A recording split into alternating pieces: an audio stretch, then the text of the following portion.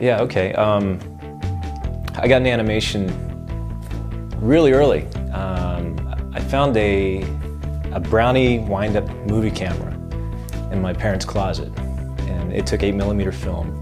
And I just started shooting, you know, my brother playing football or whatever. And then I started drawing or doing claymation type work with it, because they had a little button and you could kind of do a one frame at a time control on it. It wasn't meant to do animation work, but you could make it work.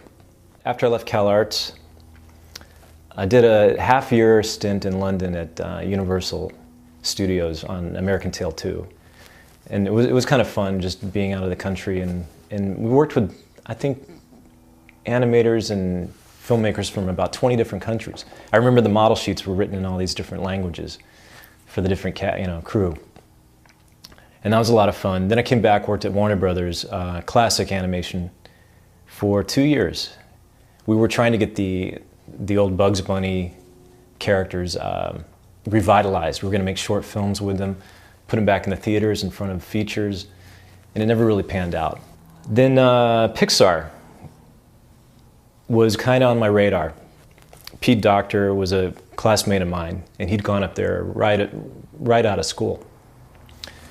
And around '93, Joe Rampt, who was my story teacher at CalArts, he was down in LA, and he said, "Hey, we're doing this Toy Story thing. You know, it's all CG movie. You want to come check it out?" I picked up and moved to the Bay Area, and I was at Pixar for 8 years. I was a directing animator on Toy Story, also a story artist, a story on Bug's Life, and then into directing on Toy Story 2.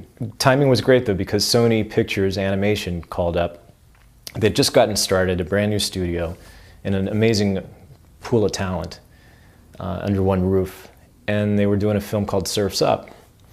And what really got me excited about it was its documentary. And I love this idea that, you know, because character animation is all about creating the illusion of life and the illusion that these characters are thinking and breathing and feeling. And the idea of being able to put a microphone up to a character and have him talk and tell you what he's or she's thinking about and feeling, it made it feel all the more real. So I did that. That took me 3.5 years. And that's about where I am now. So we wrapped last year, it came out in June. Here we are, what, April '08. All right. I thought about this. To me, it's thinking and feeling.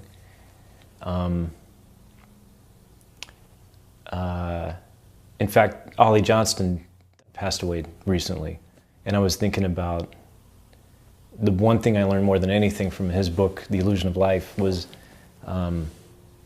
you know, anybody can make a drawing move around or a piece of clay move around, but to make it feel like it's thinking and feeling, and that emotion is coming from the inside out, that always stayed with me. And that's what I think the essence is for character animation. Yeah. You know, it's all really the same thing. Whether you're working microcosmically on a shot as an animator or on a script or what, you're trying to tell a story with compelling characters who you believe in and who you sympathize with. But whether I'm animating or writing, and I'm working on a script right now, and you know this as an animator, you kind of go in your head and you try to live in the character's shoes. And that's exactly the same process. If I were going to thumbnail a shot for animation, it would be pretty much the same as figuring out what the character's blocking is going to be and what he's going to say if I'm writing a script. So it's really the same thought process, but on different scales.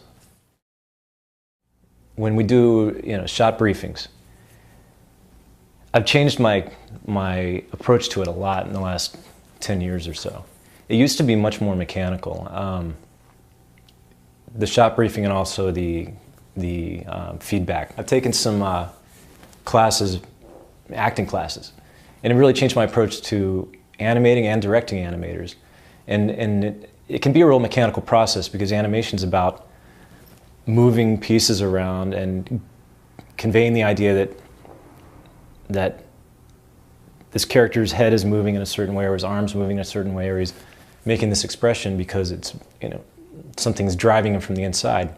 But it's always talking about outward stuff when you're looking at a shot.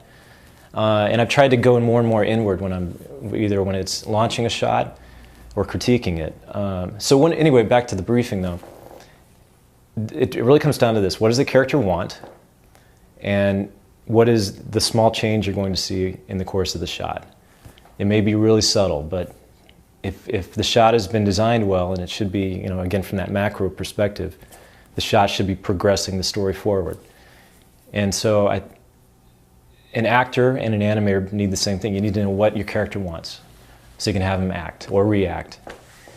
And then I don't say much more than that, because I really believe you hire actors and animators to do their job. That's what they're great at, and let them contribute to the movie, instead of, you know, trying to over-direct or, you know, tell them exactly how to do every little thing. When I'm looking at a shot at really early pass, coming back into like a blocking stage, it's really simple. I know as a director what every shot is going to do for the film.